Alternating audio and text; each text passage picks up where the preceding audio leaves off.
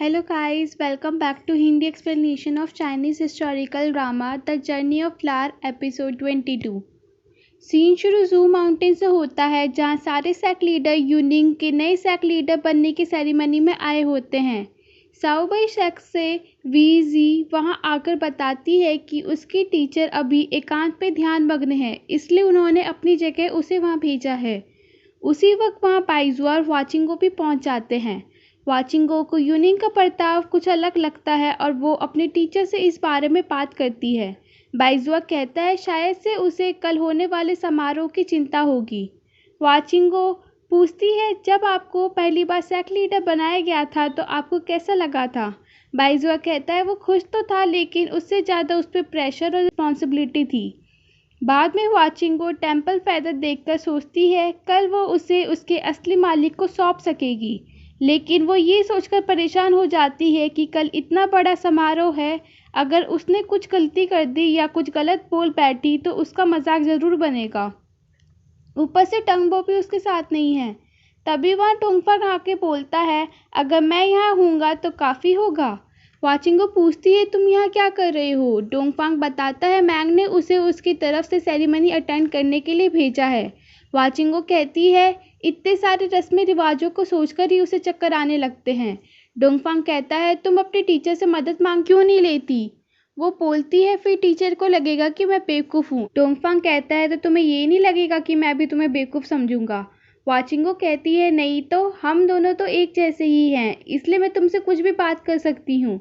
अगर मैं कुछ गलत भी बोल दूँ तो भी कोई दिक्कत नहीं है।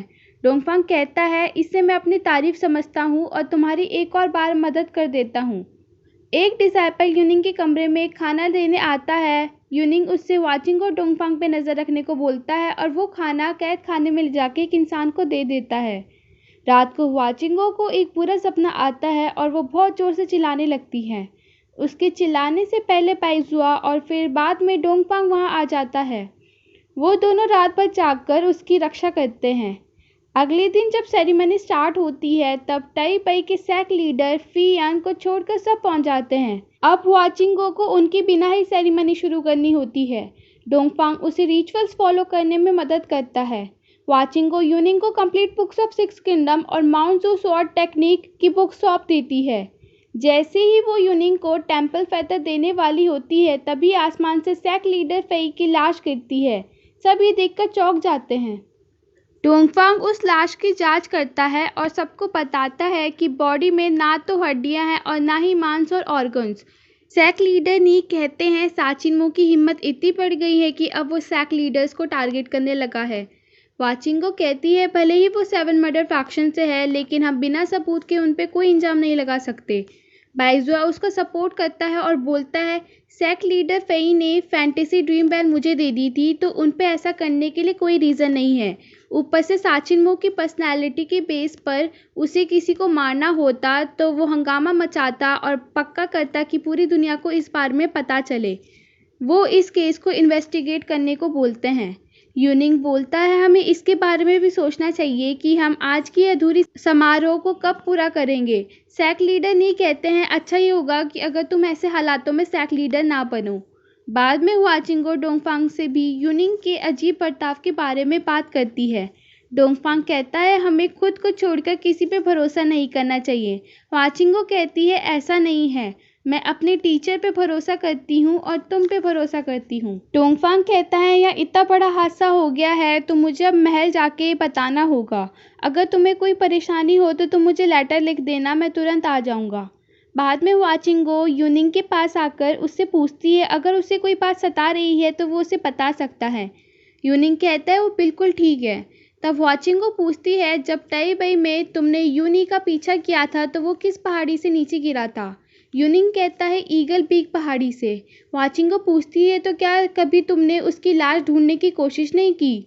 यूनिंग कहता है नहीं, क्योंकि वो बहुत गहरी खाई थी इसलिए, और अब तक तो उसका शरीर नष्ट भी हो गया होगा। रात को वाचिंगो जब नहा रही होती है तो कोई साचिनमो को उसे दी हुई सीटी बजा देता है।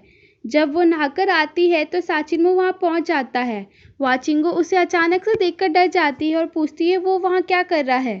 वो बोलता है वो सीटी की आवाज़ सुनकर आया है। वाचिंगो कहती है लेकिन उसने सीटी नहीं बजाई थी। साचिन्मो कहता है क्या फ़र्क पड़ता है, अब मैं यहाँ आ ही गया हूँ तो तुमसे अच्छे से मिल लेता हूँ। वाचिंगो पूछती है क्या टाइबई के सैक लीडर की मौत के पीछे आपका कोई हाथ तो नहीं है। साचिन्मो कहता है उसकी जान इतनी भी कीमती नहीं है जो मैं खुद लेता। वाचिंगो उसे अपने साथ खींच कर ले जाती है और बोलती है किसी ने आपको देख लिया तो गड़बड़ हो जाएगी। साचिन्मो कहता है कोई ज़रूरत नहीं है, वो लोग पहले ही आ चुके हैं। सभी लोग वाचिंगो को सेवन मर्डर फ्रैक्शन के साथ हाथ मिलाकर उसका जासूस बताते हैं। यूनिंग कहता है तुम्हारी ऐसा करने की हिम्मत कैसे हुई। साचिन्मो उसे देखकर कहता है यूनी क्या तुम मरने गए थे, कोई फ़र्क नहीं पड़ता क्योंकि आज यहाँ सब मारे जाओगे। मुझे तुम लोगों से सख्त नफरत है जो सच्चाई का साथ देने को कहते हैं लेकिन असल में सही और गलत में अंतर नहीं कर पाते। वाचिंगो साचिन्मो को रोकती है पर वो सभी पर हमला करने लगता है। तभी बाइजुआ उसे आकर रोक देता है। वाचिंगो उनके बीच में खड़ी हो जाती है और उन्हें रुक जाने को बोलती है। साचिन्मो उसे अपने साथ चलने को कहता है लेकिन जब वो मना करती है तो वो उसे बेहोश करके अपने साथ ले जाता है। बाइजुआ उसे ऐसा करने से रोक नहीं पाता। सेवन मर्डर फैक्शन पहुंचकर जब वाचिंगो को होश आता है तो वो वापस जाकर सच्चाई का पता लगाने को बोलती है। कस्टोडियन ऑफ लॉ कहते हैं इसके पीछे उनका कोई हाथ नहीं है। साचिन्मो उन्हें अपनी तरफ से सच्चाई का पता लगाने को बोलता है। अगले दिन बाइजुआ सभी सेक्ट लीडर से कहता है वो अपने डिसाइपल को जानता है वो ऐसा कुछ नहीं करेगी, इसलिए उसे इन्वेस्टिगेशन के लिए थोड़ा समय चाहिए। वाचिंगो जब वापस जाने की जिद पर अड़ी रहती है तब साचिन्मो कहता है कि वो उसकी हेल्प करेगा पर बदले में उसे 7 दिन के लिए सेवन मर्डर फ्रैक्शन में ही रहना पड़ेगा। बाद में साचिन्मो अपनी जादू से देखता है कि सीटी बजाने वाला यूनिंग था। वाचिंगो समझ जाती है कि असल में वो यूनिंग नहीं है बल्कि यूनी है। दूसरी तरफ यूनी तहखाने में आकर यूनिंग से मिलता है। यूनिंग कहता है उसने पहले ही उसके साथ अपनी आइडेंटिटी स्विच कर दी है तो अब वो क्या चाहता है। यूनी कहता है वो सिंपैथाइज लाइफ स्वॉर्ड को ढूंढकर उसे मार डालेगा। यूनी कहता है भले ही उसे पता नहीं था कि वो उसका जुड़वा भाई है लेकिन इतने सालों से उसने उसे अपने भाई की तरह ही माना है। अब वो यही चाहता है कि वो अपनी ज़िंदगी अच्छे से जिए बिना किसी को नुकसान पहुंचाए। यहीं पे एपिसोड 22 ख़त्म हो जाता है।